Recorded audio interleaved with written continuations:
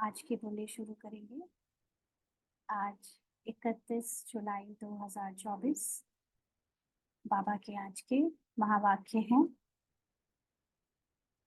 बाबा ने कहा, मीठे बच्चे, हाँ जी बाबा, तुम्हें अपना टाइम वेस्ट नहीं करना है। अंदर में नॉलेज का सिमरन करते रहो तो निद्रा जीत बन जाएंगे। उबासी आदि नहीं आएगी। बच्चे बाबा देखते हैं बच्चों को कि आ, एक फिक्स टाइम कर रखा होगा बच्चों ने, तो उतने देर तो योग में बैठ जाते हैं। लेकिन उसमें भी कई बार जो है, क्योंकि व्यर्थ भी बहुत चलता है, ड्रामा के सीन्स जो अभी अभी घटित होते जा रहे हैं, सीन बाय सीन वो भी सामने आते हैं। और खास तौर से जब हम बैठते हैं योग में या बाबा को याद करने, तब वो सारे सीन बहुत जल्दी जल्दी फ्लैश के रूप में आपके सामने बुद्धि में उतरते हैं। तो जितना ज्यादा हम व्यर्थ का या आगे मतलब पास्ट और फ्यूचर का सोचते हैं, उतना ही उबासी आती है। उबासी का अर्थ होता है कि थकान होने लगती है ना। जो मन है वो थकने लगता है बार बहुत ज्यादा सोचने से। इसीलिए बाबा कहता है कि अपनी बुद्धि में नॉलेज का सिमरण करते रहो। जो बाबा हमें सिखा रहा है, जो क्लासेस हम सुनते हैं, उसका सिमरण, वो ज्ञान टपकना चाहिए। वो ज्ञान अगर बार बार बुद्धि में रिफ्लेक्ट होगा, तो जो थकान होने लगती है मन को वो थकान दूर हो जाएगी। आप निद्रा जीत बन जाओगे। इसलिए अब अपना टाइम वेस्ट नहीं करना है, क्योंकि सिर्फ बैठने का योग नहीं है, ये कर्म योग है। तो कर्म योग में आपको, हम सभी को बीच बीच में बहुत टाइम मिलता है अपने काम करने के बीच में भी।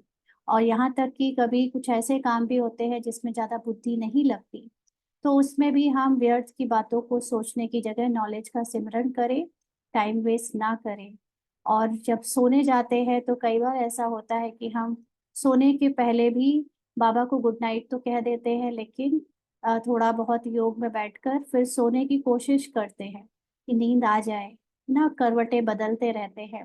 लेकिन उसमें भी टाइम वेस्ट नहीं करो। अपने आप को आत्मा समझ बाबा की याद में टिका लो। अगर नींद नहीं आती या आती भी है, अगर तुरंत आती है तो भी अपने नींद के पहले जस्ट अपनी निराकारी स्थिति बनाकर सोना है ना। तो धीरे धीरे आगे ऐसे होगा कि निद्रा जीत बन जाएंगे, फिर नींद को जीतने वाले बन जाएंगे। जब चाहेंगे तब नींद आ जाए आएगी, जब चाहेंगे नहीं आएगी, है ना। तो ये अभी उबासी आदि से छुटकारा पाने के लिए नॉलेज का सिमरण करते रहो। प्रश्न है, तुम बच्चे बाप पर फिदा क्यों हुए हो? तुम बच्चे बाप पर फिदा क्यों हुए हो? फिदा होने का अर्थ क्या है? बाबा पूछ रहे हैं, फिदा होने का अर्थ क्या है यहाँ पर? बाबा ने उत्तर दिया, फिदा होना अर्थात बाप की याद में समा जाना। जब याद में समा जाते हो तो आत्मा रूपी बैटरी चार्ज हो जाती है। आत्मा रूपी बैटरी निराकार बाप से जुटती है तो बैटरी चार्ज हो जाती है, विकर्म विनाश हो जाते हैं, कमाई जमा हो जाती है। तो बाबा पर फिदा होना मन माना अपने को आत्मा समझ बाबा की निराकारी जो स्थिति है उसमें समा जाना।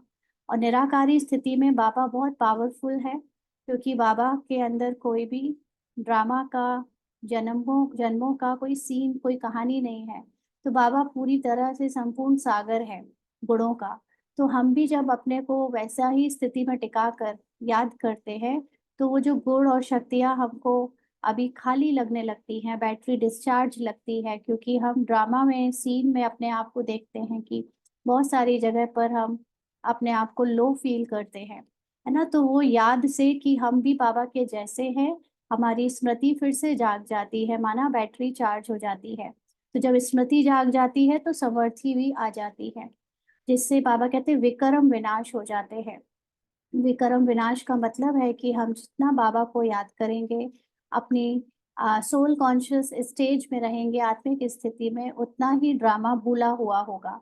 और ड्रामा का ज्ञान क्लियर होने से हमारे जो भी 63 जन्म में हम आत्मा ने विकर्मों के भी पार्ट बजाए हैं, वो उनसे छूट जाती है। क्यों? क्योंकि वो जान गई है अब कि जब आत्मा जागृत हो जाती है तो वो जान जाती है कि पार्ट में जो भी उसके द्वारा हुआ वो सब कुछ प्री स्क्रिप्टेड था, ड्रामा में नूंद था।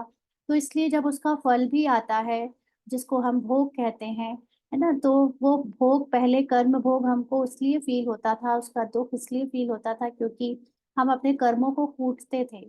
हम ये सोचते थे कि हमने किए, हमसे गलतियां हुई, उसका फल हमें भोगना ही पड़ेगा, तो वो मजबूरी लगती थी।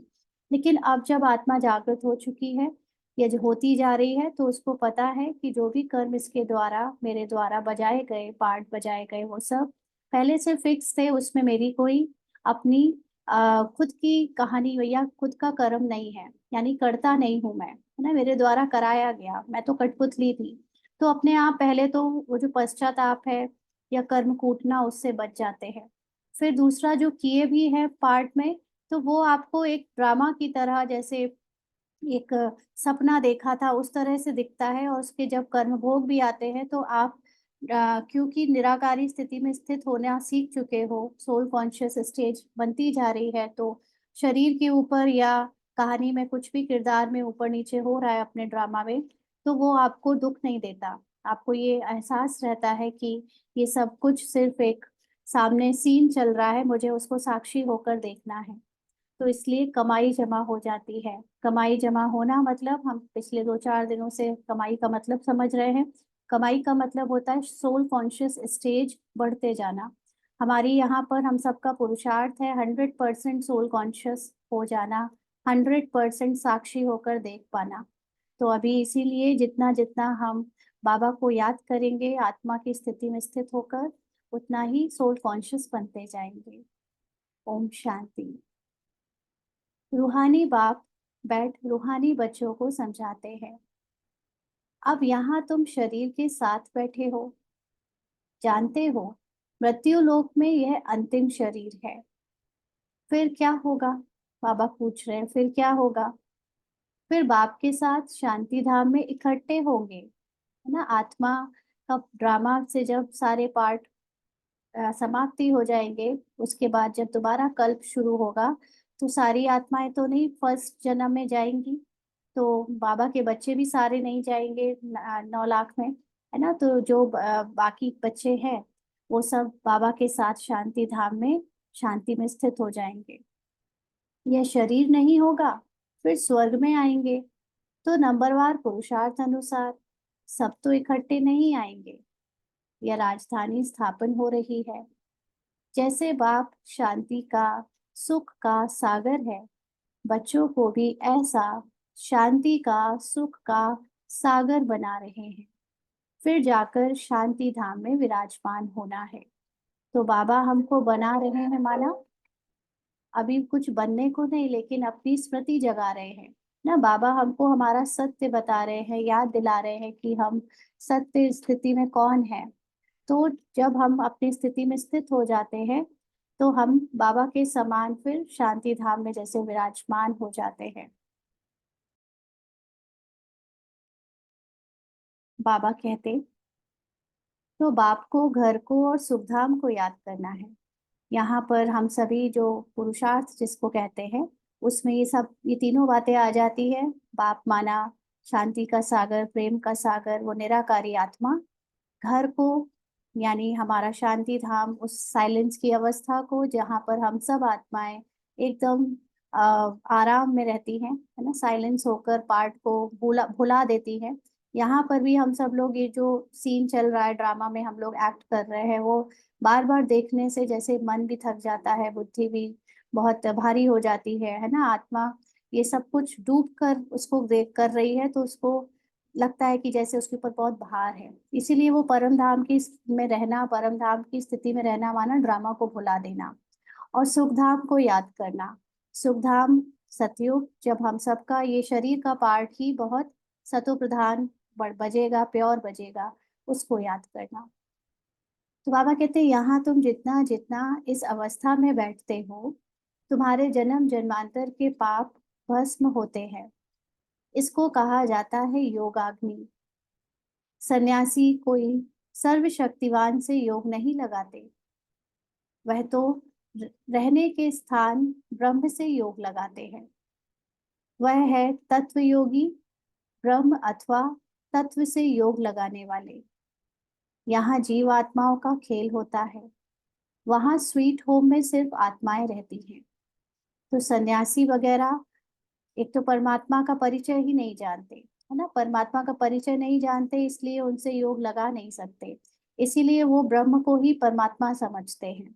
ब्रह्म माना पूरा स्पेस, है ना, जहाँ पर अब जिसको ब्रह्मांड भी कहते हैं, तो वो उसमें अपनी बुद्धि को स्थित कर देते हैं दुनिया को भुलाने के लिए। और वो भी तत्व है एक तरह से, है ना, जैसे धरती में 5 तत्व है, तो स्पेस यानी 5 तत्वों में से एक स्पेस ना, तो ब्रह्म अथवा तत्व से योग लगाने वाले, तो वो किसी मैटर से योग लगा रहे हैं। यहाँ जीव, और जबकि आत्मा जो है कोई मैटर नहीं है ना, ये तो सबको पता है, आत्मा इज एनर्जी। तो बाबा कहते कि यहाँ जीव आत्माओं का खेल होता है। माना जब आत्मा शरीर में आती है 5 तत्वों के, तो वो जीव आत्मा बनती है और फिर यहाँ पर पार्ट बजाती है, खेलती है। और वहाँ स्वीट होम में सिर्फ आत्माएं रहती हैं। स्वीट होम माना जब आत्माएं अपने शरीर को भूलकर, ड्रामा को भूलकर अपने कंप्लीट साइलेंस में स्थित होती हैं, जहाँ पर उनका कोई भौतिक या शारीरिक अस्तित्व नहीं होता, वहां पर वो स्वीट होम है उनका। सिर्फ वहां आत्मा ही रह सकती है। ये 5 तत्वों का शरीर तो वैसे भी जो है, इसको पांचों तत्व चाहिए, तो ये धरती के सिवा किसी और प्लेनेट में है भी नहीं, है ना। अभी भले ही हम कितना सोचते हैं कि एलियंस हैं कहीं और प्लेनेट में, लेकिन जो आत्मा है उसको अगर 5 तत्वों के द्वारा पार्ट बजाना है, तो उसको ऐसा ही प्लेनेट चाहिए जहाँ पांचों तत्व हो। और आज अभी तक ऐसे कोई प्लेनेट की खोज हुई नहीं जहाँ पांचों तत्व पाए जाते हों।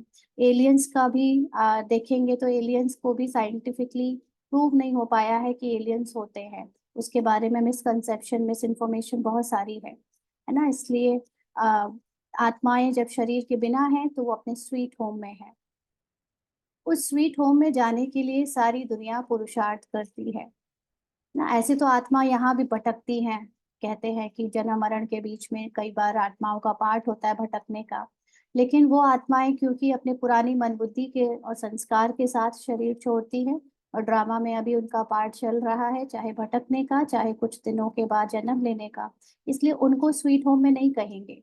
उनके साथ वो हलचल गई है, उनके साथ मन बुद्धि में वो पिछले जन्म के संस्कार गए हैं, इसलिए वो अपने स्वीट होम में नहीं होते। लेकिन जब आत्मा पूरे ड्रामा को भुलाकर कंप्लीट पवित्र होती है, प्योर होती है, बाबा के जैसी होती है, फिर उस वो स्वीट होम है, वो परम धाम है ना। तो बाबा कहते उस स्वीट होम में जाने के लिए सारी दुनिया पुरुषार्थ करती है ना। अभी भी शरीर छोड़ दे और जन्म ना ले, लेकिन शरीर छोड़े तो वो पुराने संस्कार जब तक एक मर्ज ना हो जाए, मन बुद्धि तो सतो प्रधान ना हो जाए, तो वो उस आराम को, वो रेस्ट फील नहीं कर पाएगी।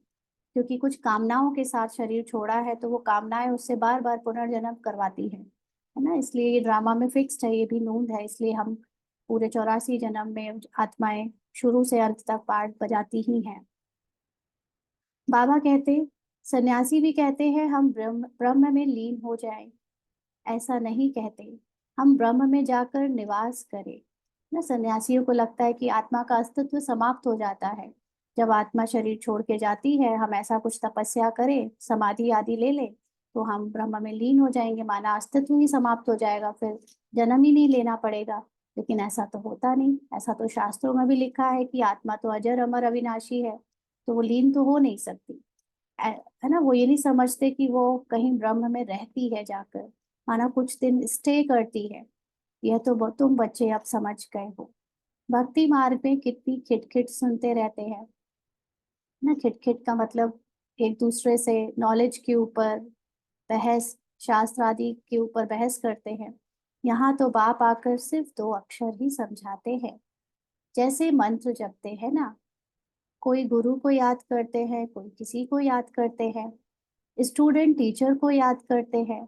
अभी तुम बच्चों को सिर्फ बाप और घर ही याद है। बाप से तुम वर्षा लेते हो, शांति धाम और सुख धाम का। वही दिल में याद रहता है ना। जो लोग बॉडी कॉन्शियसनेस में ज्यादा है, उनको सुख धाम ज्यादा याद आता है, क्योंकि उनको रहता है कि हमको देवी देवता बनना है। तो सुख धाम का एक सेवा का पार्ट उनको करने में एक अलग मजा आता है, वो स्थूल सेवाएं करते हैं। जिनको शांति धाम ज्यादा याद आता है, वो सूक्ष्म सेवाएं ज्यादा करते हैं। शांति धाम माना अपनी संपूर्ण स्थिति में स्थित हो जाना, ड्रामा को भूल जाना। ड्रामा को ज्यादा याद करते हैं तो सुख धाम यानी सतयुग ज्यादा याद आता है ना। तो ये स्टेजेस है ऐसे कि जब आप सोल कॉन्शियस होने लगते हो तो आपका सुख धाम से भी इंटरेस्ट कम हो जाता है ना। सुख धाम में इंटरेस्ट तब तक बहुत रहता है जब तक हम खुद को बॉडी समझते हैं, और हमें पार्ट में बड़ा इंटरेस्ट है कि हमारा पार्ट बेस्ट से बेस्ट बजे, पार्ट में हम बहुत कुछ अच्छा करें, है ना। तो लेकिन एक टाइम के बाद आपको पता चल जाता है कि पार्ट में हम कुछ भी बजाए, लेकिन हमें अपनी साइलेंस की संपूर्ण स्थिति को प्राप्त करने में सबसे ज्यादा मजा है। लेकिन वो अलग बात है कि जो शांति धाम का पुरुषार्थ करते हैं, वही सुख धाम में हाईएस्ट पार्ट बजाते हैं, क्योंकि शांति धाम की जो स्थिति है वो कंप्लीट सोल कॉन्शियसनेस की स्थिति है। और जो जितना ज्यादा यहाँ पर कंप्लीट सोल कॉन्शियस होता है, वो उतना ही ऊंचा पद सुख धाम में पाता है। ये एक डायरेक्ट रिलेशन है, लेकिन फिर भी वही दिल में याद रहता है। बाबा कहते हैं मुख से कुछ बोलना नहीं है, बुद्धि से तुम जानते हो शांति धाम के बाद है सुख धाम। हम पहले मुक्ति में फिर जीवन मुक्ति में जाएंगे, यानी पहले ड्रामा से छूटेंगे, और फिर जब ड्रामा में वापस लौटेंगे तो 2500 वर्ष तक ड्रामा के बंधन में नहीं बंधेंगे। यानी सोल कॉन्शियस स्टेज से उतरेंगे तो ड्रामा का पार्ट बजाते हुए भी उसके दुख को प्राप्त नहीं करेंगे, उसमें कोई कर्मों का हिसाब किताब नहीं बनाएंगे। ये कर्मों का हिसाब किताब द्वापर युग से शुरू होता है बनना। बाबा कहते हैं मुक्ति जीवन मुक्ति दाता एक ही बाप है। बाप बच्चों को बार बार समझाते हैं टाइम वेस्ट नहीं करना चाहिए ना। बच्चे चेक करें अपने कहाँ कहाँ टाइम वेस्ट करते हैं। कहीं परिवार के साथ भी बहुत बैठते हैं तो सोचते हैं कि ये तो जरूरी है। अगर जरूरी है भी तो भी हम अंदर ही अंदर अंतर्मुखी होकर अपनी साइलेंस की स्थिति में टिक जाएं, या पांचों स्वरूपों की ड्रिल करें, या जो भी बाबा ने हमको अलग अलग स्थिति में टिकने का अभ्यास बताया है, वो मन बुद्धि से अपने अंदर ही अंदर करे, किसी को पता थोड़ी ना चलता है। इसलिए कहीं पे भी जाए, किसी के साथ भी रहे, कहीं भी घूमे फिरे, अंदर आपका पूरा पुरुषार्थ चलना चाहिए, टाइम वेस्ट नहीं करना चाहिए। जन्म जन्मांतर के पापों का बोझा सिर पर है ना। इसका मतलब अंडरलाइन कर लो पहले तो इस लाइन को। जन्म जन्मांतर के पापों का बोझा सिर पर है, माना पिछले 63 जन्म में हमने जितने भी जन्म लिए, वो सारे जन्म बॉडी कॉन्शियसनेस के साथ लिए हैं, माना पार्ट बजाया है। इसीलिए उन सब का जो भी हिसाब किताब बुक हमारी ओपन है ना, जो भी बचे हुए हिसाब किताब है। क्योंकि अगर ये एक मूवी भी है तो मूवी में भी लास्ट में हर एक का पूरा अ, उसको क्या बोलते हैं, अ, निराकरण हो जाता है ना, सॉल्यूशन लास्ट में सबका सब संतुष्ट हो जाते हैं कि विलेन के साथ गलत हुआ, गलत किया उसने तो उसको सजा मिल गई। हीरो ने अपना पार्ट बजाया तो उसको लास्ट में खुशी मिल गई। एक अच्छी मूवी में पहले ऐसे ही होता था ना, अभी तो थोड़ा चेंज हो गया। तो सबको लास्ट में हिसाब किताब पूरा करना होता है। एक अगर मूवीज भी देखें हम जो पर्दे पर चलती हैं उनको भी, तो ऐसे ही यहाँ हम सब भी एक ऐसे ही जब पार्ट बजा रहे हैं, तो जिसने जो भी किया है, लिया दिया है, वो सब अब आखिरी में हमें ओवर करना है, वो क्लोज करनी है। और क्योंकि सब कुछ बॉडी कॉन्शियसनेस से किया है, बॉडी कॉन्शियसनेस का मतलब होता है अपने को शरीर का रिश्ता समझ कर करना, कि मैं किसी की माँ हूँ, मैं किसी का बेटा हूँ, मैं गरीब हूँ, मैं अमीर हूँ, मैं बॉस हूँ, मैं नौकर हूँ। ये सब स्मृति के साथ पार्ट बजाया है, इसीलिए कुछ लेन देन में गलत हुआ, कुछ ठीक हुआ, कुछ ऐसे चला है। तो अब वो सारा पार्ट अब ओवर होना है, इसलिए अब जो होगा उसको अगर हम सोल कॉन्शियसनेस के साथ बजाएंगे तो उसका जो भी हिसाब किताब है वो चुकतू आसानी से हो जाएगा। अगर अभी भी बॉडी कॉन्शियस रहेंगे तो अगर किसी ने आपको हिसाब किताब के बदले एक झापड़ मारा तो आप उसको फिर से बॉडी कॉन्शियसनेस में आकर दो मार दोगे, फिर से बढ़ जाएगा। या शायद खत्म होने के लिए भी अगर बजेगा आपके द्वारा दो, तो भी आप सोल कॉन्शियसनेस से अगर करोगे या बाद में सोल कॉन्शियस स्थिति में स्थित हो जाओगे तो भी आपको ये याद रहेगा कि ये जो पार्ट है वो ओवर हुआ, अब आपको उसका पश्चाताप नहीं होना चाहिए, है ना। तो इसलिए अभी ये ज्ञान बहुत काम आने वाला है सभी को, लास्ट का पार्ट देखने में साक्षी होकर और अपना पार्ट बजाने में, क्योंकि इसमें सामने वाले के द्वारा भी बहुत कुछ होगा और हमारे द्वारा भी बहुत कुछ तमो प्रधानता का पार्ट बजेगा। इसलिए ये याद रहेगा तो पश्चाताप से भी बचेंगे, और अपने कर्मों को या दूसरों के कर्मों को देखकर जो हम बार बार विचलित हो जाते हैं उससे भी बचेंगे। बाबा कहते हैं इस जन्म के पापों आदि की तो स्मृति रहती है, सतयुग में यह बातें होती नहीं। अभी तो हम लोगों ने इस जन्म में, हमें फिर भी याद है ना, कि हमने कहाँ कहाँ किस किस के साथ गलत किया, लेकिन 63 जन्म बाकी के जन्म तो याद ही नहीं। पापा कहते हैं सतयुग में ये बातें नहीं होती, यानी उनको तो कोई स्मृति नहीं होती कि पुराना या बाद में वो क्या करके आए हैं। यहाँ बच्चे जानते हैं जन्म जन्मांतर के पापों का बोझा है। नंबर 1 है काम विकार का विकर्म, ना सबसे ज्यादा काम वासना और कामनाओं के अंतर्गत हमने बहुत विकर्म किए, एक कामना फिर दूसरी कामना फिर ये पूरा करा, तो इससे जो जन्म जन्मांतर करते आए हो, और बाप की निंदा भी बहुत की है ना, भगवान के ऊपर कितना दोषारोपण किया, और अपनी कामना के लिए तो बाबा को स्वार्थ के लिए या भगवान को स्वार्थ के लिए यूज किया हम सभी ने।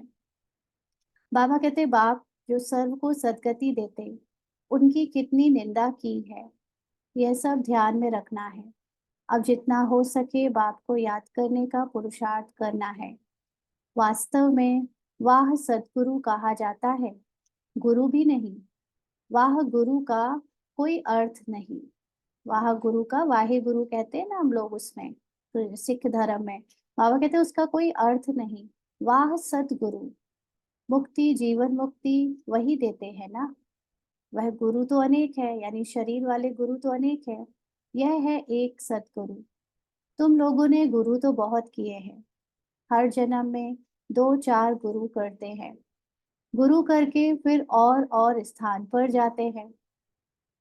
शायद यहाँ से अच्छा रास्ता मिल जाए, ट्रायल करते रहते हैं ना। सन्यासी आदि भी होते हैं तो उनको जब तक प्रॉपर गाइडेंस ना मिले तो समझ में नहीं आता उन्हें क्या तपस्या करनी है, थोड़ा बहुत किसी से आइडिया लेकर ही फिर आगे बढ़ते हैं। और जो गृहस्थी होते हैं वो भी कभी गुरु बदलते हैं, एक गुरु से फायदा नहीं मिला तो दूसरे गुरु को के पास जाएंगे, अनेक गुरु कर लेते हैं, जैसे ब्रह्मा बाबा ने ही 12 गुरु करे, ट्रायल किए और उनको रखा भी। तो बाबा कहते शायद यहाँ से अच्छा रास्ता मिल जाए, ट्रायल करते रहते हैं और गुरुओं से कंपेयर करते हैं, परंतु मिलता कुछ भी नहीं। अभी तुम बच्चे जानते हो यहाँ तो रहना नहीं है, सबको जाना है शांति धाम। बाप तुम्हारे निमंत्रण पर आए हैं, तुमको याद दिलाते हैं। तुमने हमको कहा कि आओ हमको पतित से पावन बनाओ। पावन शांति धाम में भी है, सॉरी, पावन शांति धाम भी है, सुख धाम भी है। बुलाते हैं हमको घर ले जाओ, घर सबको याद है। सबको याद है, याद आता है घर, ये शरीर का घर नहीं, है ना, आत्मा का घर। आत्मा फट से कहेगी हमारा निवास स्थान परम धाम है। परम पिता परमात्मा भी परम धाम में रहते हैं, हम भी परम धाम में रहते हैं ना, क्योंकि परम धाम एक ऐसा स्थान है जहाँ पर ये तत्वों का कोई प्रभाव नहीं पड़ सकता। एक ऐसा, एक ऐसी दुनिया जहाँ पर ना तो शरीर है, ना 5 तत्व है, ना टाइम है, ना वहाँ पर कोई सेंसेशन है, ना इमोशन है, ना कोई मन के संकल्प है, ना वाणी है ना, सब कुछ एकदम जीरो, कुछ नहीं है वहाँ पर, सिर्फ आत्मा। और वो भी मर्ज रहती है अपने सारे संस्कार को करके, पार्ट को मर्ज करके। तो उस स्थान पर बाबा भी रहता है और हम सब आत्माएं भी वहीं की निवासी हैं, हम भी परम धाम में रहते हैं। अब बाप ने समझाया है तुम पर बृहस्पति की दशा बैठी हुई है, यह है बेहद की बात ना। बाबा आत्माओं के लिए कह रहा है बृहस्पति की दशा, शरीर के लिए आप कुंडली दिखाओ और पंडित जी बोले कि राहु की भारी दशा चल रही है, शनि की भारी दशा चल रही है, तो ये मत कह देना बाबा ने तो बृहस्पति की बोली है, आप कैसे बोल रहे हो, है ना। तो आपके पार्ट में हो सकता है कि अभी बहुत कुछ स्ट्रगल आना बाकी रह गया हो, काफी उतार चढ़ाव हेल्थ में भी ऊपर नीचे होना बाकी रह गया हो, राहु केतु शनि की दशा आने वाली हो शरीर के पार्ट में, है ना। लेकिन आत्मा की बृहस्पति की दशा, अगर आत्मा पार्ट में अपने सोल कॉन्शियस स्टेज के साथ सारे पार्ट बजाएगी तो आत्मा की उन्नति होती चली जाएगी। इसलिए बाबा कहते हैं ये बेहद की बात है, आत्मा की बात है। बेहद की दशा सब पर बैठी है ना। अब तो सबको ही सोल कॉन्शियस होना है, अपने आप से हो जाए नहीं तो फिर जब दुख के पहाड़ गिरेंगे तब होना पड़ेगा, क्योंकि बॉडी और बॉडी के पार्ट को जो है ये हम हमारे मन झेल नहीं पाएंगे, जो अब समय आ रहा है उसको देखकर। बाबा कहते चक्र फिरता रहता है, हम ही सुख में दुख में, फिर दुख से सुख में जाते, सॉरी, हम ही सुख से दुख में और फिर दुख से सुख में आते हैं। शांति धाम, सुख धाम, फिर ये है दुख धाम। यह भी अब तुम बच्चे समझते हो, मनुष्यों की तो बुद्धि में नहीं बैठता। अभी बाप जीते जी मरना सिखला रहे हैं, है ना। जीते जी मरना माना जानकर अपने पार्ट को, ड्रामा को भूलना, क्योंकि आत्मा को अब ये ज्ञान हो गया, स्मृति हो गई है कि वो दुनिया में केवल पार्ट बजा रही है। और पार्ट बजा रही माना ये जो रूपाली का पार्ट है ये सिर्फ एक पार्ट है, ये मैं रूपाली नहीं हूँ ना, मैं आत्मा हूँ। मैं ना बीके हूँ ना मैं रूपाली हूँ, मैं इन सब से भी परे हूँ, मैं सिर्फ आत्मा हूँ। तो जीते जी मरना माना अब ये पार्ट बजा तो रहे हैं लेकिन इस पार्ट में मेरा कोई भी कंट्रीब्यूशन नहीं है। मैं आत्मा तो अपनी स्थिति में जब स्थित होती हूँ तो ना मैं कुछ करती हूँ ना मैं भोगती हूँ, लेकिन पार्ट में रूपाली के द्वारा या इस बीके रूपाली के द्वारा भगवान या बाबा या ड्रामा जो भी बजवाना चाहते हैं, करवाना चाहते हैं, वो ऑटोमेटिकली हो रहा है। और जो पिछले 84 जन्मों में, पूरा तो नहीं लेकिन 63 जन्मों में इसके द्वारा जो कुछ भी, यानी आत्मा ने जहाँ जहाँ जो जो पार्ट बजाए उसका भी जो हिसाब किताब आएगा वो रूपाली के पार्ट के जीवन में, उसमें भी वो उससे अपनी कोई भी पहचान नहीं बनाने वाली, है ना। बना अगर बार बार ये भूल भी जाती है तो फिर वो अपने आप को ये याद दिलाएगी कि ये वो मैं नहीं हूँ, क्योंकि मैंने वो पार्ट सिर्फ ड्रामा अनुसार बजाए। मुझे तो अपनी स्थिति में स्थित रहना है। इसको कहते हैं जीते जी मरना सिखला रहे हैं। परवाने क्षमा पर फिदा हो जाते हैं। होते हैं ना, छोटी छोटी पंखुड़ी होती है, वो पंखिया, वो कोई कोई आग में जाकर अपने को जला लेती है। कोई उस पर आशिक हो जल जाते हैं, फिदा हो जाते हैं। फिर कोई फेरी पहनकर चले जाते हैं, माना दूर से ही चले जाते हैं। यह भी बैटरी है ना, सबका बुद्धि योग उस एक से है ना। आत्मा की बैटरी या मन बुद्धि की बैटरी, आत्मा की बैटरी तो सदा चार्ज रहती है, लेकिन जो हम कहते हैं कि आत्मा की बैटरी डिस्चार्ज हो गई, बट आत्मा के अंदर जो मन और बुद्धि है वो डिस्चार्ज हो जाते हैं, वो तमो प्रधान हो जाते हैं, है ना। जो ओरिजिनली आत्मा है, आत्मा की खुद की अपनी स्थिति कभी भी चेंज नहीं होती, आत्मा चेंजलेस है। लेकिन अंदर जो मन बुद्धि की फैकल्टी है, संस्कार है, तीनों फैकल्टीज ये चेंज होते हैं, ये चेंजेबल है। तो इसलिए बाबा कहते हैं वो जो बैटरी है, तीनों को अगर हम डिवाइड करें, मन बुद्धि संस्कार, तो वो बैटरी को डिस्चार्ज से चार्ज करना है माना। अभी बुद्धि योग किससे लगाना है? निराकार बाप से। निराकार बाप से जैसे बैटरी लगी हुई है इस यानी अपने मन को मैच करना है बाबा के मन से, अपनी बुद्धि को मैच करना है बाबा की बुद्धि से, अपने संस्कारों को मैच करना है बाबा के संस्कार से। अब संस्कार तो पार्ट में होते हैं, मन बुद्धि संस्कार तीनों ही पार्ट में होते हैं। इसीलिए बाबा कहता है कि फॉलो ब्रह्मा बाबा ना। ब्रह्मा बाबा के तन में आकर शिव बाबा ने बेस्ट संस्कार करके दिखाए, मतलब संस्कारों का रिफ्लेक्शन दिया कि अगर आपको ह्यूमन पार्ट बजाते हुए, जीव का पार्ट बजाते हुए बेस्ट कर्म करने हैं तो हम किसको फॉलो करें? ब्रह्मा बाबा को, क्योंकि ब्रह्मा बाबा के अंदर शिव बाबा ने बेस्ट कर कर दिखाया ना। भगवान ने कर्म करके दिखाए, लीला करके दिखाई। अब हम बच्चे भी वो फॉलो करें तो हमारे संस्कार भी बाबा के संस्कार से मैच हो जाएंगे। हमारा मन बुद्धि जो बाबा के ज्ञान से अब सतो प्रधान बन रहा है या बाबा की याद से, वो भी बाबा को मैच कर जाएगी और आत्मा पूरी तरह, आत्मा नहीं बट मन बुद्धि संस्कार तीनों फुल चार्ज हो जाएंगे, यानी आत्मा के अंदर फिर मर्ज हो जाएंगे। जैसे निराकार शिव बाबा में तीनों चीजें मर्ज्ड है। बाबा भी जब पार्ट बजाने आता है तब उनकी ये तीनों चीजें अलग अलग इमर्ज होती हैं, लेकिन पार्ट से अलग है बाबा, तो बिल्कुल निराकारी स्थिति में तीनों चीजों को मर्ज किए हुए है। बाबा कहते हैं इस आत्मा के तो बहुत नजदीक है, ब्रह्मा के शिव बाबा तो बहुत नजदीक है, क्योंकि उन्हीं के अकाल तख्त को यूज कर रहा है। तो बहुत सहज होता है। पाप को याद करने से तुम्हारी बैटरी चार्ज होती जाती है।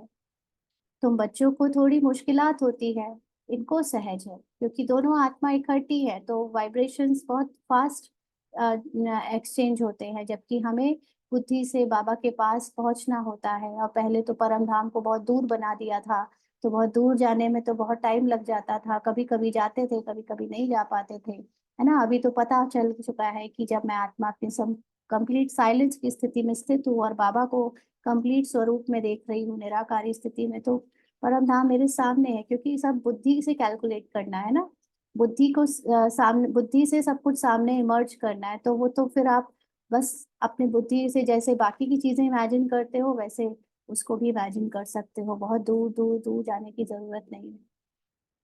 बाबा कहते हैं फिर भी इनको पुरुषार्थ तो करना पड़ता है जितना तुम बच्चों को करना पड़ता है। यानी ब्रह्मा बाबा को भी पार्ट में दिखाना पड़ा पुरुषार्थ करके, क्योंकि कृष्ण का पार्ट मिलना था। और अगर ऐसे ही मिल जाता तो प्रश्न उठते भगवान के ऊपर कि कैसे आपने एक बच्चे के ऊपर इतना पार्शियलिटी करी कि उसको सीधे बिना पुरुषार्थ के कृष्ण बना दिया। इसलिए ब्रह्मा बाबा ने सबसे ज्यादा सोल कॉन्शियस स्टेज को बनाने का पुरुषार्थ किया, और वो भी कितनी शरीर से जो उम्र थी वो उनकी कितनी हो चुकी थी, है ना, उसके बाद भी। तो बाबा कहते हैं यह जितना नजदीक है उतना फिर बोझा है बहुत। अब क्योंकि शिव बाबा ने उनको अपना रथ चुना यूज करने के लिए, और क्योंकि वो सबसे पहले भी धरती पर कृष्ण के रूप में, फर्स्ट प्रिंस के रूप में उतरे पार्ट बजाने, तो सबसे ज्यादा जन्म भी उन्होंने ही लिए, और फिर भगवान का रथ भी उनको ही बनना पड़ा उनके शरीर को। इसलिए उनके ऊपर रिस्पॉन्सिबिलिटी सबसे ज्यादा है, बोझा मतलब रिस्पॉन्सिबिलिटी। गायन भी है जिनके माथे मामला, है ना। ब्रह्मा बाबा कहता था कि मेरे ऊपर तो इतनी रिस्पॉन्सिबिलिटी है, मुझे तो बाबा को याद करना पड़ता है तो मैं भूल जाता हूँ, है ना। क्यों? क्योंकि अभी भी बाबा, जब ये मुरली चल रही है और उस समय जब बाबा पुरुषार्थ कर रहे थे, ये साकार मुरली जब भी चली थी, तब भी कहीं ना कहीं पे कर्तापन का भाव था ब्रह्मा बाबा के अंदर। तो एक ऐसा लगता है कि हमारे ऊपर बहुत रिस्पॉन्सिबिलिटी है। लेकिन धीरे धीरे जितनी बुद्धि समर्पण हो जाती है, फिर जैसे ये अपने आप चलता है सब कुछ। ड्रामा का पार्ट में अगर रिस्पॉन्सिबिलिटी भी निभाना लिखा है तो वो ऑटोमेटिकली होता है, वो जो बोझ है, जो मामला है, वो एकदम हल्का होता चला जाता है। लेकिन इसी का ही तो पुरुषार्थ हम सब करते हैं, बाबा ने भी किया कि पूरी तरह से हम सब कुछ निश्चिंत होकर फरिश्ता बनकर कर सके, है ना। तो इसलिए बाबा संपूर्ण फरिश्ता बना, क्योंकि संपूर्ण फरिश्ता का मतलब है कि एक सेकंड एक एक्शन भी मेरे द्वारा सोचा ना जाए करने के लिए, वो ऑटोमेटिकली होए। मुझे तो सिर्फ उस सीन में प्रेजेंट रहना है और अपने आप शरीर की इंद्रियां, सूक्ष्म इंद्रियां काम करती रहे। तो बाबा कहते हैं इनके ऊपर तो बहुत मामले हैं, बाप तो है ही संपूर्ण, यानी निराकारी बाबा तो शिव बाबा संपूर्ण है। ब्रह्मा बाबा को संपूर्ण बनना है, इनको सबकी देखरेख बहुत करनी पड़ती है, क्योंकि हम सब 84 जन्मों से या बाद के 63 जन्मों में बॉडी कॉन्शियस इतने हो गए कि हमको लगता रहा कि हम ही सब कुछ कर रहे हैं, हमको सबकी रिस्पॉन्सिबिलिटी देखनी है ना। अभी भी ऐसे ही लगता है कईयों को, बॉडी कॉन्शियसनेस में रहकर अक्सर यही लगता है हमें सबका करना है, हमें, हम नहीं करेंगे तो कौन करेगा। तो ये करने का बोझ या कर्तापन का भाव भी तो मिटाना है, यही तो पुरुषार्थ है। तो ब्रह्मा बाबा ने भी ये वाला पुरुषार्थ किया। तो बाबा को उस समय जब ये मुरली चली तब उनको भी लगता था कि मुझे इतने सारे लोगों की देख रेख करनी पड़ती है। बाबा कहते भले दोनों इकट्ठे हैं तो भी ख्याल तो होता है ना। जबकि शिव बाबा ने पूरी जिम्मेदारी ले ली तब भी अपना मन, अपनी बुद्धि तो चलती है ना कि मुझे करना है। बच्चियों पर कितनी मार पड़ती है तो जैसे कि दुख होता है। अब ये शिव बाबा तो नहीं बोलेगा कि उसको दुख होता है, शिव बाबा ने तो पूरी पिक्चर देखी हुई है ना, और एक बार नहीं, अनगिनत बार देखी हुई है, तो बार बार जो पिक्चर देखी होती है उसमें कोई दुख थोड़ी ना होता है। लेकिन ब्रह्मा बाबा को जब ये उनका मन दुखी होता है ना, जब वो, क्योंकि कंप्लीट सोल कॉन्शियसनेस में अभी नहीं है जब ये साकार मुरली चल रही है, तो उनको अब बच्चियों पर मार पड़ता हुआ देखकर दुख होता है। कर्मातीत अवस्था तो पिछाड़ी में होगी, तब तक ख्याल होता है ना। बाबा की भी अंतिम समय पर पिछाड़ी में वो अवस्था बनी, तब तक तो ये दुख सुख का खेल उनके अंदर भी चला। ऐसा नहीं कि वो दुख सुख से न्यारे हो गए थे, दुख सुख से न्यारे एकदम लास्ट पे हुए। बाबा कहते बच्चियों की चिट्ठी नहीं आती है तो भी ख्याल होता है ना। टेंशन भी होती है, बीमार तो नहीं है, ना। यहाँ पे स्टूडेंट भी होते हैं, तो जब सेंटर नहीं आते तो टीचर को लगता है कि क्यों नहीं आ रहा है, कुछ हो तो नहीं गया। सर्विस का समाचार आने से बाप जरूर उनको याद करेंगे, क्योंकि सेवाएं भी हो रही थी, तो वो भी क्या हो रही हैं, कहाँ हो रही हैं, ये बाबा ये सोचता था कि बच्चे समाचार दे। बाबा स्तन से सर्विस करते हैं। कभी मुरली थोड़ी चलती है, यूं तो भले दो चार मुरली ना भी आए, तुम्हारे पास पॉइंट रहती है ना। कभी कभी मुरली नहीं आ पाती है तो भी पुराने पॉइंट को रिवाइज कर सकते हैं। तुमको भी अपनी डायरी देखनी चाहिए। बैच पर भी तुम अच्छा समझा सकते हो। आदि सनातन देवी देवता धर्म था तो और कोई धर्म नहीं था। झाड़ भी जरूर साथ में होना चाहिए। माना जो पूरा कल्प वृक्ष की नॉलेज है वो होना चाहिए। वैरायटी धर्मों का राज समझाना होता है। पहले पहले एक अद्वैत धर्म था। विश्व में शांति सुख पवित्रता थी। बाप से ही वर्षा मिलता है, क्योंकि बाप शांति का सागर सुख का सागर है। आगे तुम भी कुछ नहीं जानते थे ना। हमको भगवान का एड्रेस, भगवान का सत्य स्वरूप कुछ भी तो नहीं पता था। अब जैसे बाप की बुद्धि में यह सब है, ऐसे तुम भी बनते हो। जैसे बाबा ज्ञान का सागर, वैसे हम भी बनते जा रहे हैं। सुख का शांति का सागर तुम भी बनते हो। अपना पोता बिल देखना है, किस बात में कमी है। मैं बरोबर प्रेम का सागर हूँ। कोई ऐसी चलन तो नहीं है जिससे कोई नाराज होता हो। अपने ऊपर नजर रखनी है। ऐसे नहीं समझना है कि बाबा आशीर्वाद करेंगे तो तुम यह बन जाएंगे। नहीं, बाप कहते हैं मैं ड्रामा अनुसार अपने समय पर आता हूँ, है ना। बाबा जब ये साकार मुरली बजा रहा है, तब ड्रामा की ज्ञान को इतना स्पष्ट नहीं समझाया था, इसलिए बाबा यहाँ पे कह रहे हैं कि अपने को चेक करो। प्रेम का सागर हूँ, किसी को दुख तो नहीं देता हूँ। लेकिन बाद में जब पूरा ज्ञान आ गया ड्रामा का, है ना, जब अव्यक्त मुरलियों में भी बाबा ने दे दिया, तो अब इस ज्ञान को किस बात से रिप्लेस कर सकते हैं। क्योंकि अब हम सब बाबा के समान अगर अपनी स्थिति में स्थित है, तो हम देखते हैं कि पार्ट में हिसाब किताब के वश हो सकता है कि कोई नाराज भी हो जाए, हम भी किसी से नाराज हो जाए, है ना। तो हमेशा उस स्थिति में स्थित रहना है कि ये जो नाराजगी है या ये जो पार्ट है, ये सब कुछ ड्रामा में है। मैं तो सदा ही प्रेम का सागर हूँ, क्योंकि जैसे बाबा है वैसे ही मैं हूँ ना। अभी ये ज्ञान थोड़ा थोड़ा रिप्लेस कर सकते हैं जिनकी स्थिति वैसे बनती जा रही है। नहीं तो क्योंकि इतने वर्ष पुरुषार्थ के रह गए थे, और मतलब संगम युग के रह गए थे, तो उसमें कुछ तो करने को देना था ना बच्चों को। कुछ तो करो, अपने ऊपर कंट्रोल करो, अपने को देखो, चेंज करो। नहीं तो फिर हम कैसे समझ पाते कि भगवान हमसे हमें पढ़ा रहा है। इसलिए ज्ञान को भी बाबा ने तरीके से समझाया, धीरे धीरे खोले हैं राज। बाबा कहते हैं अपने ऊपर नजर रखनी है। ऐसे नहीं समझना है बाबा आशीर्वाद करेंगे तो तुम यह बन जाएंगे। नहीं, बाप कहते हैं मैं ड्रामा अनुसार अपने समय पर आया हूँ। मेरा यह कल्प कल्प का प्रोग्राम है।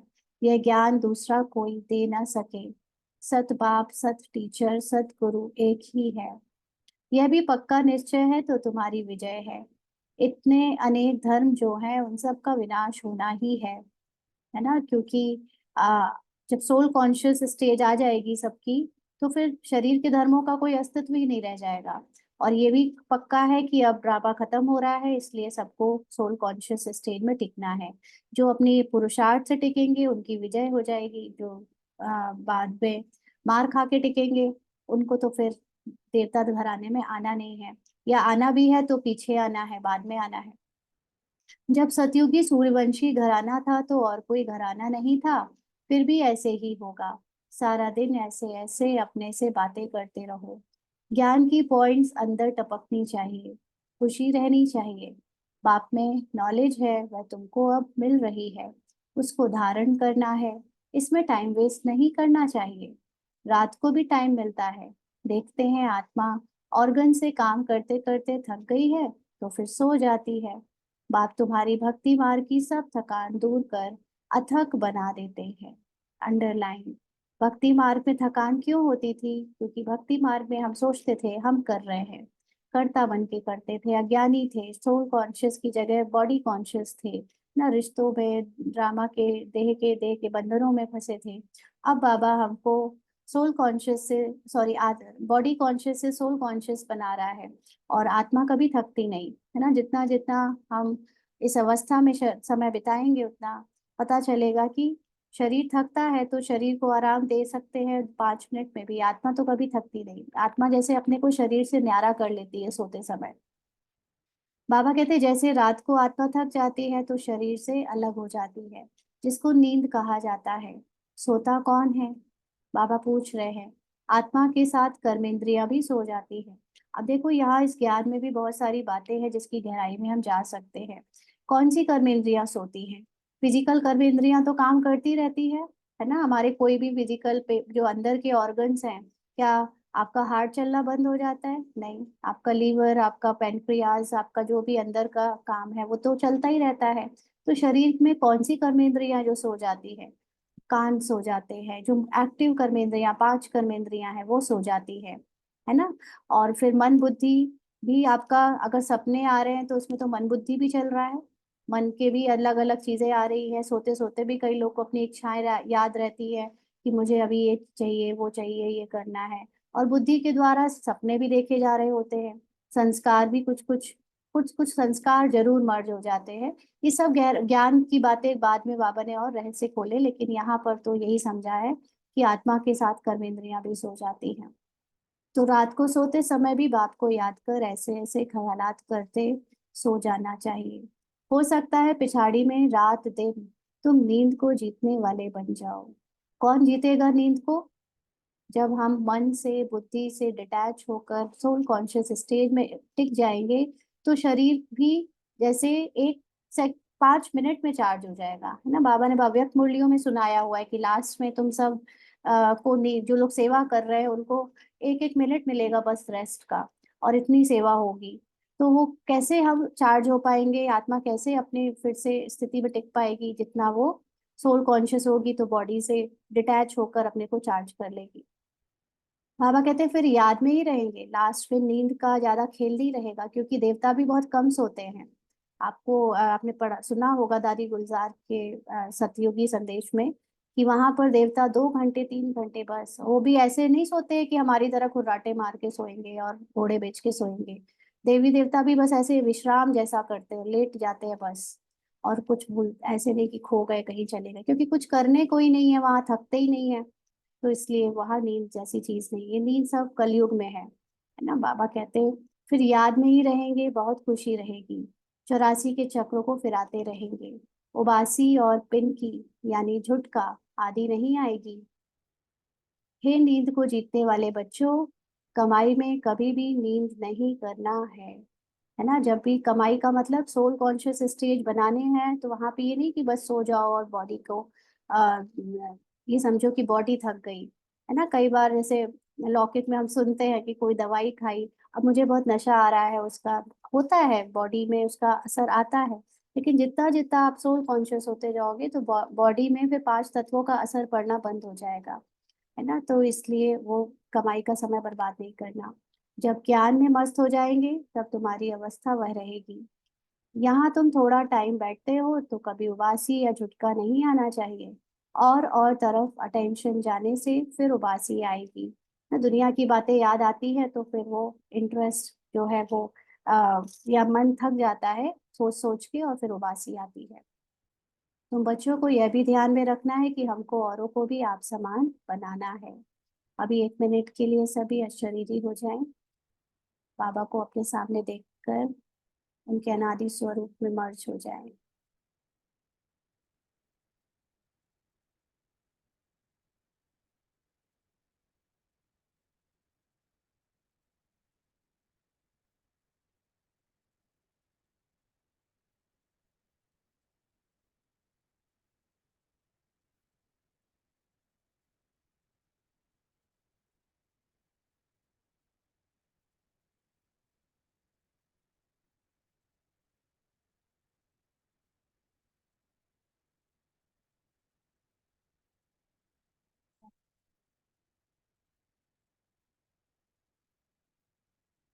बाबा कहते, तुम बच्चों को यह भी ध्यान में रखना है कि हमको औरों को भी आप समान बनाना है। माना उन सबको भी अब बॉडी और ड्रामा को भुलाने का, भुलाकर सोल कॉन्शियस स्टेज में टिकने का हमें करवाने की सेवा करनी है। क्योंकि धीरे धीरे जब दुख बढ़ेगा तो ये सब लोग इस दुख से तब तक फ्री नहीं हो सकेंगे जब तक अपने को आत्मा ना समझें।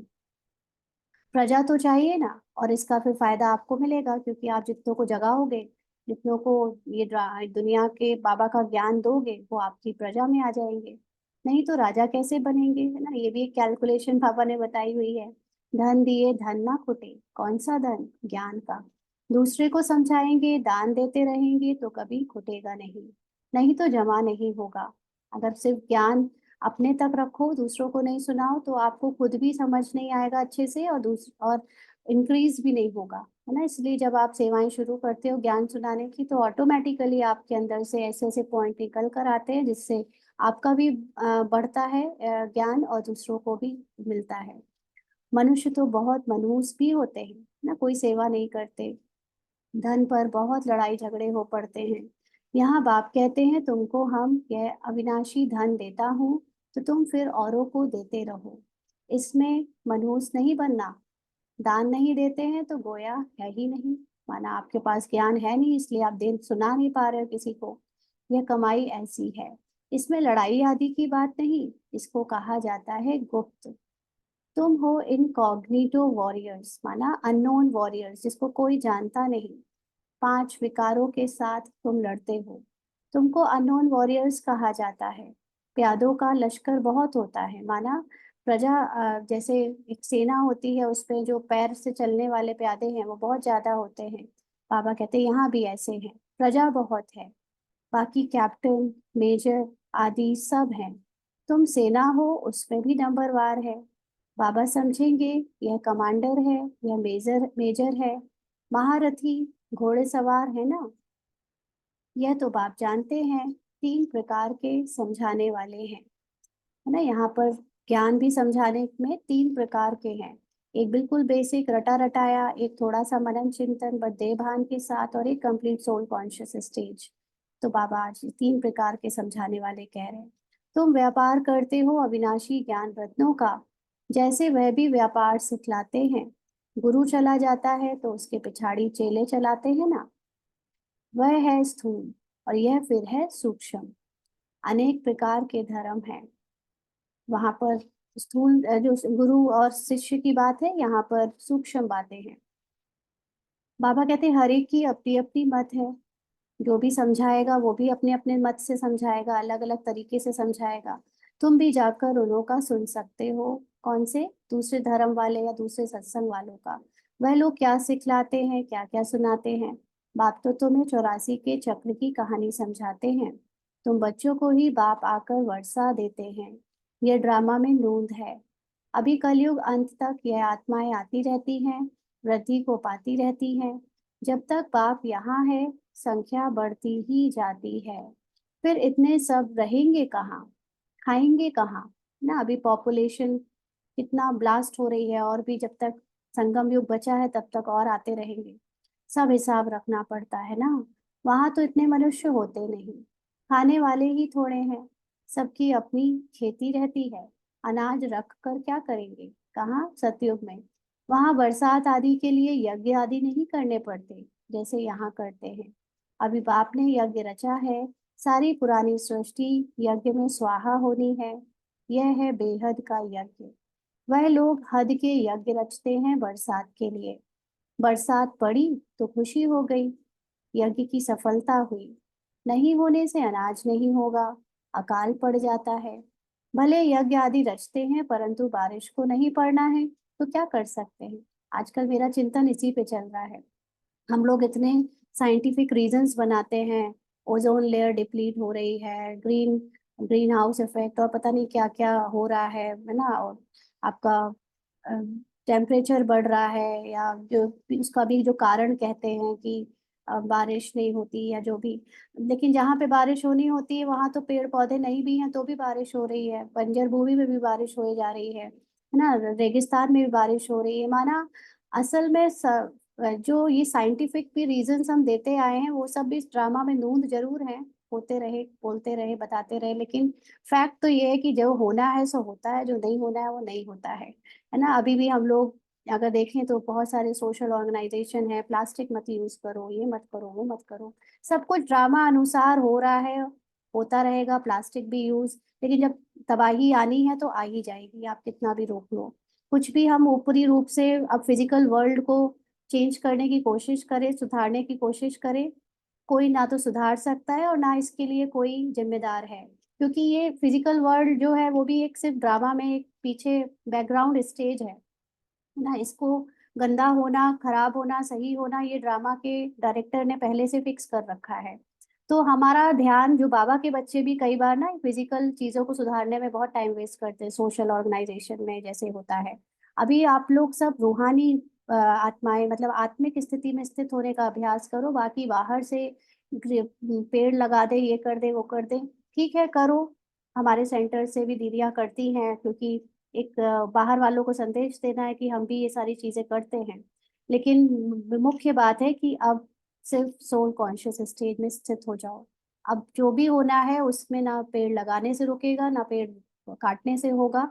सब कुछ अब जो होना है वो हर कल्प में हुआ है। बाबा कहता है ना, अगर एक पत्थर जहाँ पड़ा है वो वहीं पड़ा मिलेगा फिर 5,000 साल के बाद।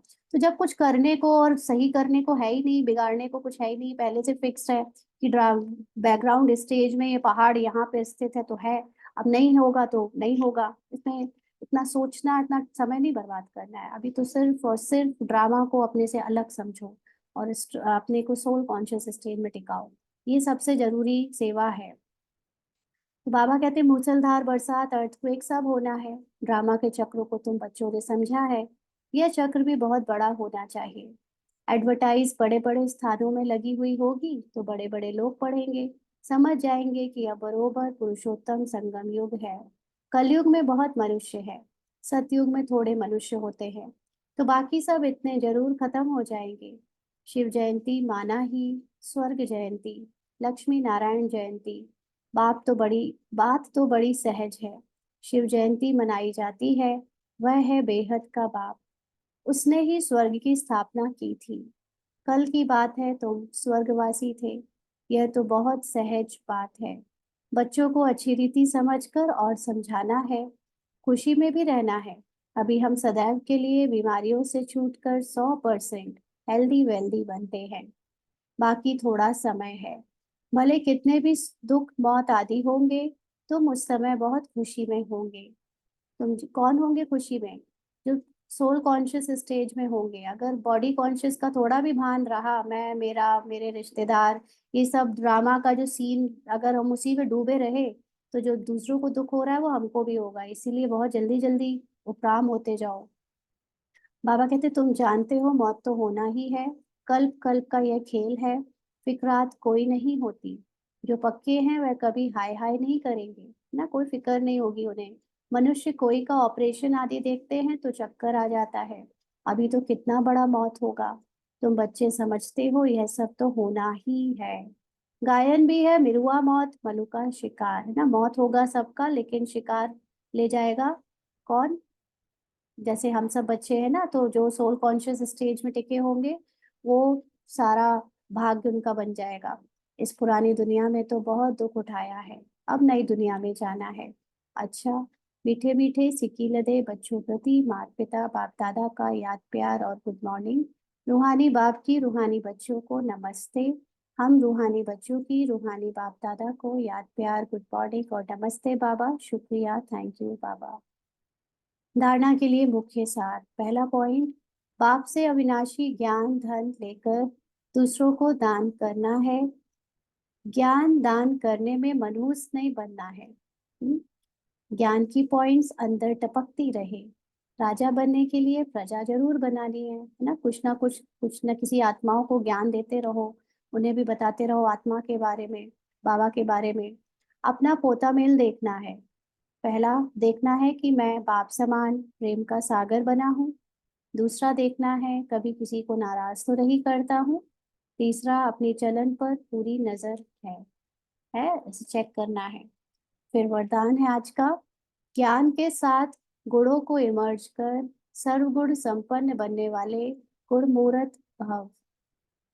ज्ञान के साथ गुणों को इमर्ज कर सर्वगुण संपन्न बनने वाले गुणमूर्त भव। बाबा ने कहा हर एक में ज्ञान बहुत है ना, बाबा के बच्चों में भी ज्ञान बहुत आ गया है। लेकिन अब आवश्यकता है गुणों को इमर्ज करने की। गुण कैसे इमर्ज होंगे? देखो, हम अगर ऊपरी रूप से कोशिश करें कि हम किसी को दुख ना दें, बहुत मीठा रहे, तो वो कभी होगा और कभी नहीं होगा। बॉडी कॉन्शियसनेस में सामने वाले ने अगर आपका अहंकार या कुछ भी बात ऐसी कर दी जो आपने अभी तक पिछले हिसाब किताब वश ठीक नहीं हुई थी, तो फिर आपका बॉडी कॉन्शियसनेस जाग जाएगा। इसीलिए गुण रियल में इमर्ज ऑटोमेटिकली तब होते हैं जब मैं आत्मा सोल कॉन्शियस हो जाती हूँ। और जब जितना मैं आत्माभिमानी होंगी, ऑटोमेटिकली मेरे गुण बाबा के गुण से मैच करते हुए कर्मों में भी रिफ्लेक्ट होंगे। फिर आपको सोचना नहीं पड़ेगा कि मुझे सबसे प्यार से बात करनी है, मुझे सबको सुख देना है, मुझे बहुत मीठा बनना है। ऑटोमेटिकली आपके कर्मों में, आपकी बोल में, व्यवहार में वो आ जाएगा और ये अविनाशी होगा। और अगर हमने ऊपर ऊपर से पता चला शहद बन गए और अंदर से छुरी है, ऐसा तो नहीं, ये तो दुनिया वाले भी कर रहे हैं, है ना। तो इसलिए अंदर का पुरुषार्थ को बदलना करके बाहर चेंज करना है। इसलिए विशेष कर्म द्वारा गुणदाता बनो। संकल्प करो कि मुझे सदा गुणमूर्त बन सबको गुणमूर्त बनाने के कर्तव्य में तत्पर रहना है। इससे व्यर्थ देखने, सुनने व करने की फुर्सत नहीं मिलेगी। अंतर्मुखी होकर जब सदा आप बाबा की याद में स्थित रहोगे तो आपको कोई इंटरेस्ट नहीं आएगा मैं फालतू की बातों में देखूं, सुनूं या उसमें बुद्धि लगाऊं। क्योंकि मुझे अपने आप को बहुत मीठा बनाना है। और बनाना है मतलब अंदर से बनाना है, तो अंदर बाबा ये रहेगा सदा, तो अपने आप बाहर भी मिठास निकलेगी। इस विधि से स्वयं की व सर्व की कमजोरियां सहज समाप्त हो जाएंगी। तो इसमें हर एक अपने को निमित्त, अव्वल नंबर समझ, सर्वगुण संपन्न बनने और बनाने का एग्जाम्पल बनो। क्योंकि संस्कार हमें यही बनाने हैं। सतयुग में सब बहुत मीठे होते हैं, सब बहुत गुणमूर्त होते हैं। तो वो संस्कार अभी डालने हैं और वो संस्कार अभी तभी निकलेंगे जब हम सोल कॉन्शियस या आत्माभिमानी होंगे या बाबा की याद में रहेंगे तब। स्लोगन है, मनसा द्वारा योगदान, वाचा द्वारा ज्ञान दान और कर्मणा द्वारा गुणों का दान करो। तो मनसा यानी बुद्धि, हमेशा मन द्वारा, मन हमेशा योग यानी आत्मिक स्थिति में स्थित रहे, बाबा की याद में रहे। वाचा बोल में सदा ज्ञान निकले, ज्ञान युक्त शब्द निकले।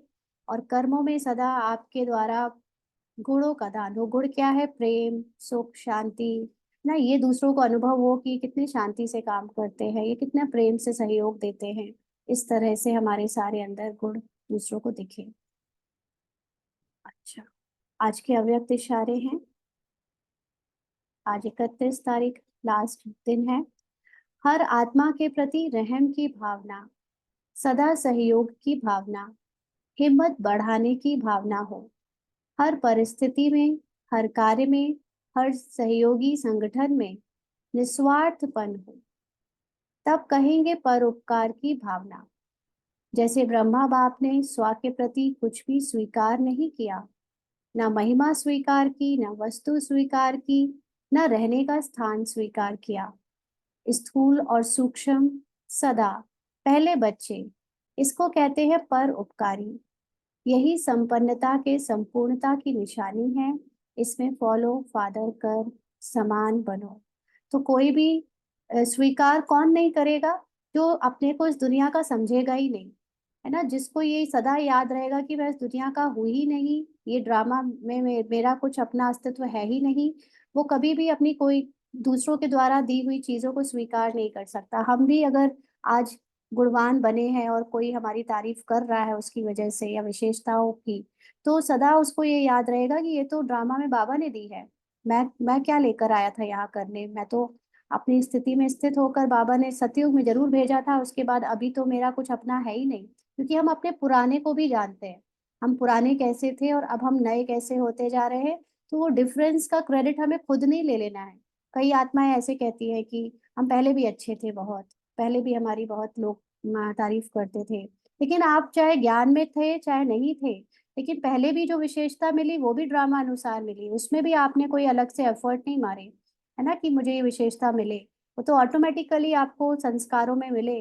तो वो भी तो ड्रामा ने दिए, इसलिए उसमें कभी मैंपन ना हो। कोई चीज स्वीकार ना करे कि ये मेरी है या मैंने इसमें मेहनत करके इसको पाया है। हर चीज मेहनत भी करके कुछ पाया है तो भी वो भी ड्रामा ने आपसे मेहनत कराई ना, बाबा ने मेहनत कराई थी। तो इससे हम बिल्कुल निस्वार्थ सेवाएं कर पाएंगे। ओम शांति।